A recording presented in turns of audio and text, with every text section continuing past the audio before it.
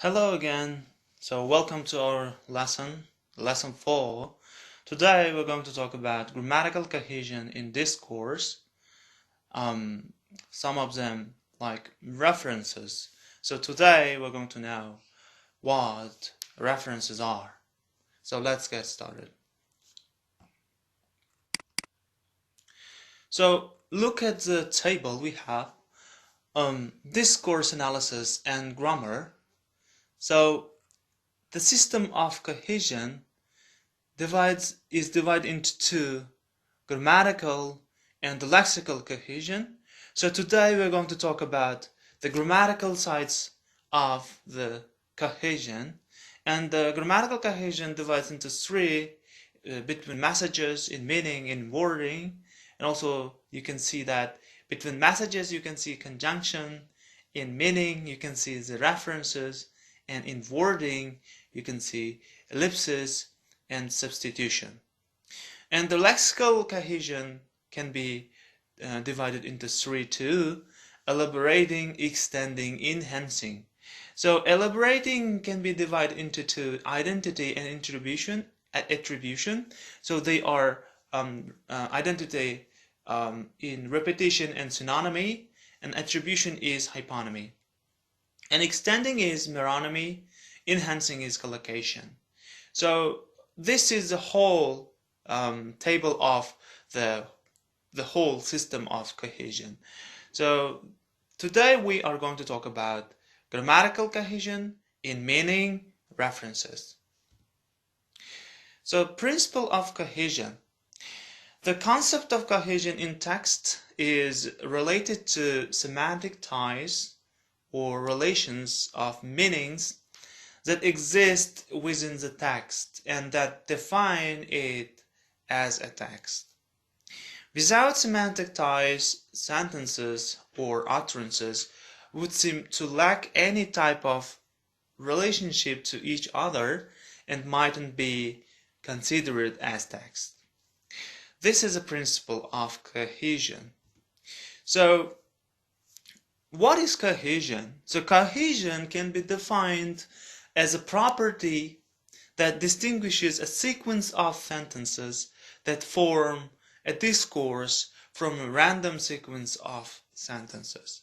It is a series of lexical, grammatical, and other relations which provide links between the various parts of a text. In studying cohesion, we should make a distinction between linguistic cohesion and pragmatic cohesion or coherence.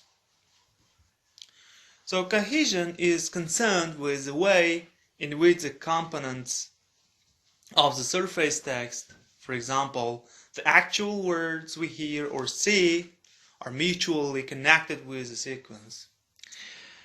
The surface components depend upon each other according to grammatical forms and conventions, such that cohesion rests upon grammatical dependencies.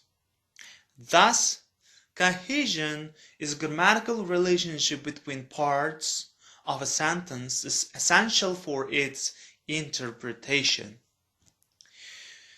So what is coherence? So we have talked about cohesion, and now just that we know what is coherence. Coherence concerns the ways in which the components of textual world, for example, the configuration of concepts and relations which underlie the surface text, are mutually accessible and relevant.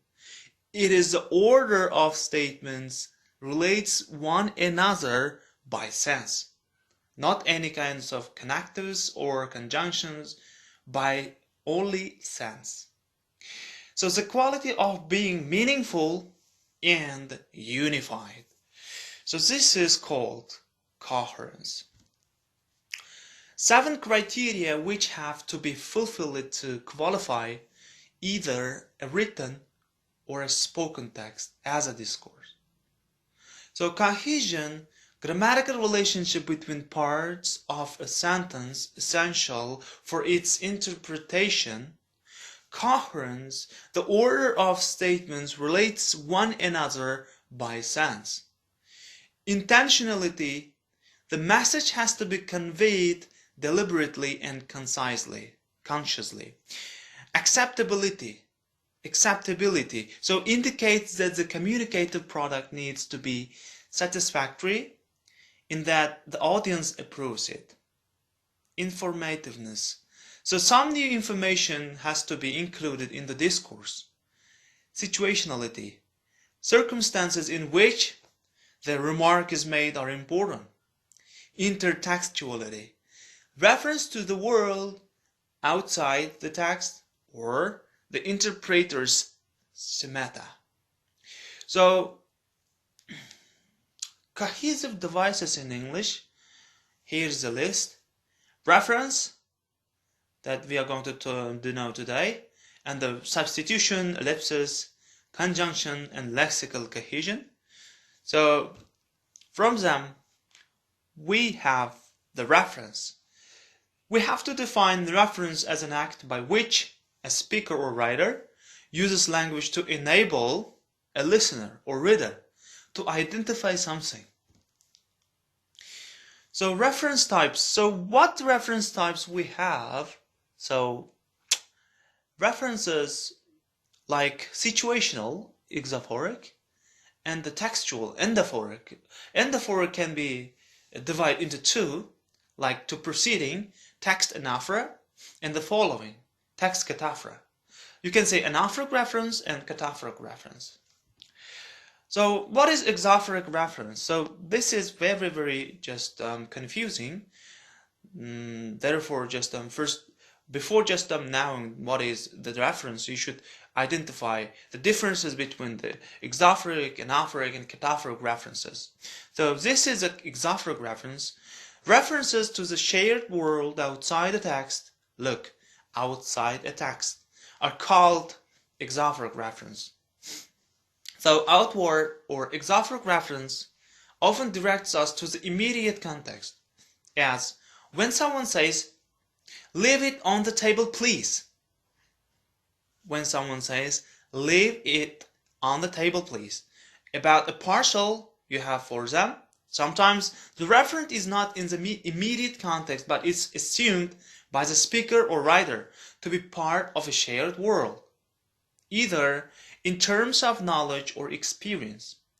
The same sort of Exophoric reference is seen in phrases such as the Queen, the Pope, the Army, and we don't know which country is Queen, we don't know which country is Pope, and we don't know which country is Army. So these are out of the text, and we know what they are. So Exophoric reference, looking outward, just we usually never just search it or seek it in text. So we usually refer the Exophoric reference out of the text. The referent is not in the immediate context, but it's assumed. So look, it is assumed by the speaker or writer to be part of a shared world in terms of knowledge and experience.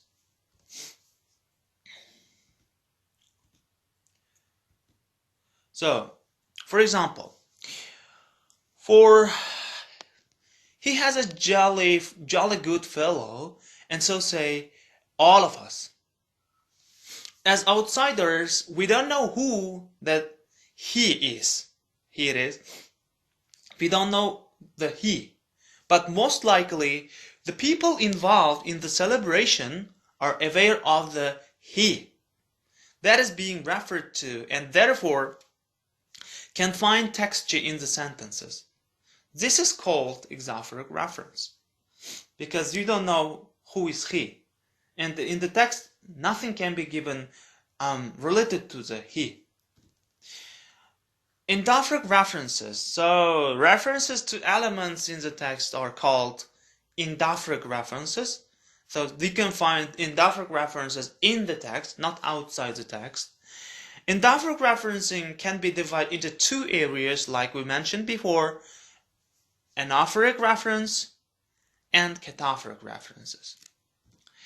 So cataphoric reference, you can say forward reference, forward, refers to any reference that points forward in advance to information that will be presented later in the text. For example, in the sentence, when I met her, Mary looked ill.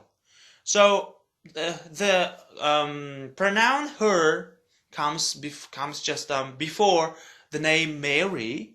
Therefore, just it's the name mentioned later. Examples of cataphoric reference sentence are: my reasons are as follows. My reasons are as follows. 1. I don't blah blah blah. Here is the news. Prime Minister blah blah blah. So cataphoric references usually comes first, then can come the points forward. And look at the Anaphoric reference. This is called backward reference. The references refers to any reference that points backwards to previously mentioned information in the text. Usually items such as he or she or them or it this can be decoded without major difficulty. For example, look, Tom likes ice cream, but Bill can't eat it. So here is the pronoun it mentions the ice cream. So this is called an Anaphoric reference. Thank you very much. If you liked my lesson of today's topic, I'm very happy to have such students with you. Goodbye.